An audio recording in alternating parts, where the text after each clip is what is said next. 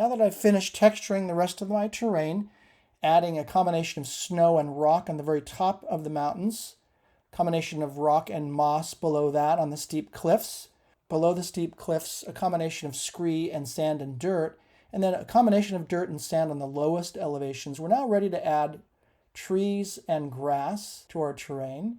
So to do that, I'm going to zoom in a little bit. Let's start on the lower edge here and start with the grass. And we'll need to zoom quite a bit in to see the grass fronds. So we're going to zoom in here on the lower slopes. And we're going to click on this Paint Details icon right here, fourth from the left. And let's go ahead and add some details by clicking on the Edit Detail button. And we're going to add a grass texture here. Make sure that the healthy color is a nice green and the dry color is kind of a straw hay color here. And then we're going to add a texture. So click on the nipple for Texture 2D here. And if you have standard assets installed, about 3/4 of the way down, you'll see some grass textures.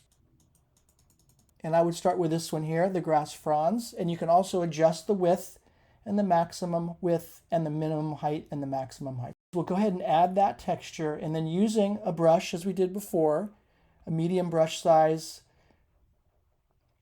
Actually, in this case, let's use a large brush size, and let's turn down the opacity. We don't want to cover this in too much of a density. And you will need to zoom in to see this, but notice that I'm painting a little bit of these grass fronds in here. And obviously the more I click, the more I'll get. So if you're too far zoomed out, you won't realize that you're putting this in at a pretty high density.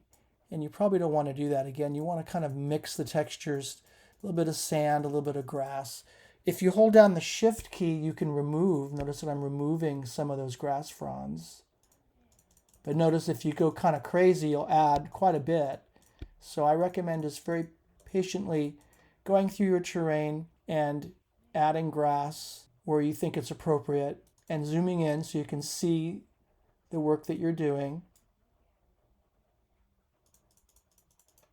Where you're planning to put some water, I definitely would not put any grass, but notice that I'm adding a little grass here. You can also go with a higher opacity, but notice that you may get too dense of a grass if you do that, and then you can just hold down the Shift key to remove it again. You can always go back also and add and retexture parts of it, but I would go through your lower elevations and go ahead and add grass. We're going to add trees to this, so I think it's a little bit easier to add the grass first and then the trees, although you can always go back and add more.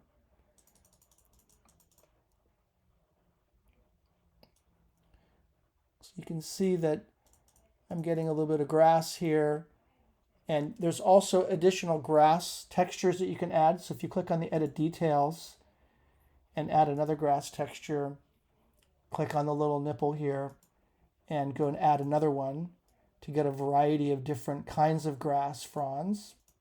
Let's try adding this one this time.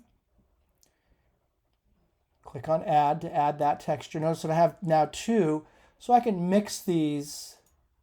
And notice that this one is much denser. So I'm going to go ahead and hold the Shift key down and remove some of those.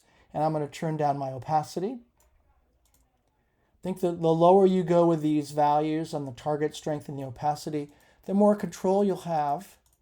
And again, you'll need to zoom in because the system won't show you these textures unless you're zoomed in.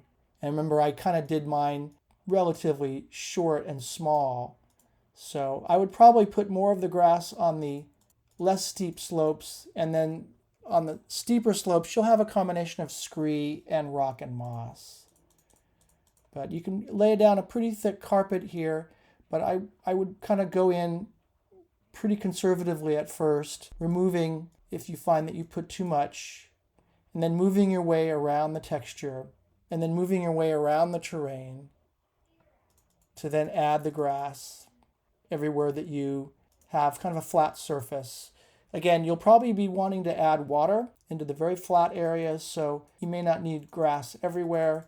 And I would also avoid grass on the very steepest slopes, although it depends on your terrain, and go in here and Again, you can turn up the opacity, change your brush size as well, change your brush shape to get kind of different things of grass, and just kind of go through and very patiently add the grass texture to the rest of your terrain. Once you've placed most of your grass and trees, you'll want to get down to the ground level and inspect things more closely to make sure you don't have any bare patches, or you want to maybe thin out some trees or add some trees in locations. The best way to do that is to use a first-person controller from the standard assets, drag one into your project, and then walk around your terrain to see things up close. So to start with, we'll turn off our main camera because the first-person controller already has a camera, and then get the controller from the standard assets package that you imported earlier.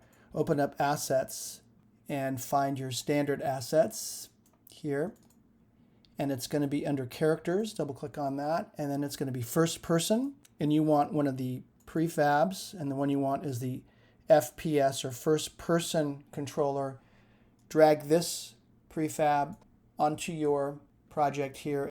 With the first person controller selected, then go to transform over here in the inspector, and in the contextual menu in the upper right, reset that so that it gets set into your terrain. If your first person controller is below the terrain, you'll fall through. In fact, you can see right here in the camera, this is the camera for the first person controller. I'm actually below the terrain. So what I'm going to do is take this and here in the position, raise this up a little bit. You can see the controller here.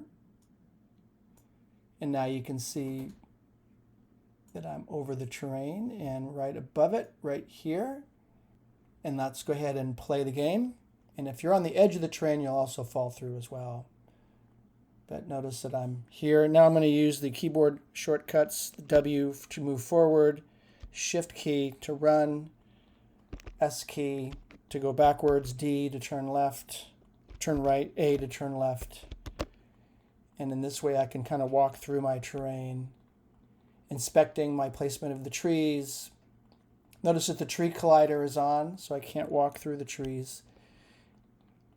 And in this way, just kind of inspecting my terrain. Notice that I have a bunch of bald spots for grass, so I can go in here and add more grass or remove trees, and so on. So this is a good way to inspect things in a much more intimate manner to really see how things are going to look in your game once the player is playing your game.